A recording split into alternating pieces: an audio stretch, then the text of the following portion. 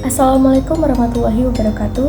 Perkenalkan, nama saya Bella Karisma Zairin dari kelas C dengan ujung 58041, Program Studi Ilmu Kesehatan Masyarakat, Fakultas Kesehatan Masyarakat Universitas Sriwijaya. Di sini saya akan membahas tentang aktor kebijakan dan juga contoh kebijakan dari pemerintah dan alasan dirumuskannya kebijakan tersebut. Aktor kebijakan adalah semua pihak yang berkepentingan dan terlibat dalam setiap tahap siklus pengembangan kebijakan yang menyusun, mengadvokasi, melaksanakan, hingga terkena dampak dari sebuah kebijakan, baik secara langsung atau tidak langsung, negatif maupun positif. Aktor kebijakan dibagi menjadi dua, yakni resmi atau pemerintah dan non-resmi yaitu non-pemerintah. Saya akan mengambil contoh aktor kebijakan dari pemerintah, yakni Presiden Pak Joko Widodo.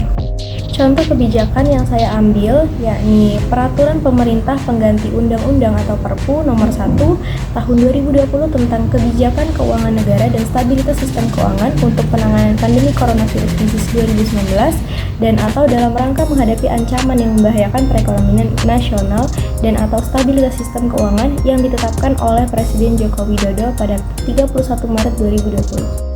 Saya akan menyebutkan beberapa pasal dalam Perpu Nomor 1 Tahun 2020. Pada pasal 2 berisi tentang penambahan anggaran belanja dan pembiayaan APBN 2020 untuk penanganan COVID-19 sebesar 405,1 triliun. Pasal 3 tentang penyesuaian alokasi transfer ke daerah dan dana desa. Pasal keempat yaitu tentang pemerintah berwenang menetapkan batasan defisit anggaran, melakukan penyesuaian besaran belanja wajib atau mandatory spending, melakukan pergeseran anggaran antar unit organisasi, antar fungsi, dan atau antar program, melakukan tindakan yang berakibat pengeluaran atas beban APBN. Pasal 12 berisi tentang menetapkan kriteria dan batasan dalam penggunaan dana yang diperoleh dari penerbitan surat utang negara dan atau pinjaman luar negeri. Pada pasal 27 tentang memberikan perlindungan hukum bagi pejabat publik dalam penanganan COVID-19. Pasal 28 tentang pemerintah berwenang menetapkan kebijakan fiskal dan moneter dalam rangka penanganan COVID-19 dan atau dalam rangka menghadapi ancaman yang membahayakan perekonomian nasional dan atau stabilitas sistem keuangan. Alasan Perpu Nomor 1 Tahun 2020 ini dibuat oleh Presiden Joko Widodo dan pemerintah Indonesia, yakni sebagai upaya untuk menangani dampak COVID-19 terhadap kesehatan, psikologi masyarakat, sosial, sistem keuangan, dan perekonomian nasional.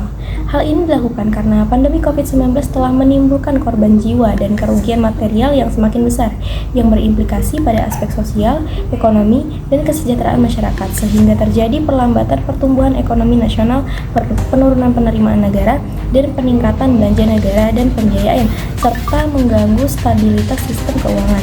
Selain itu, Perpu ini juga bertujuan untuk memberikan keringanan dan insentif perpajakan, memberikan fondasi bagi pemerintah, otoritas perbankan, dan otoritas keuangan untuk melakukan langkah-langkah luar biasa dalam menjamin kesehatan masyarakat, menyelamatkan perekonomian nasional dan stabilitas sistem keuangan, menghadapi ancaman yang membahayakan perekonomian nasional dan stabilitas sistem keuangan, serta memberikan relaksasi defisit fiskal selama 3 tahun, yaitu tahun 2020, 2021, dan 2022.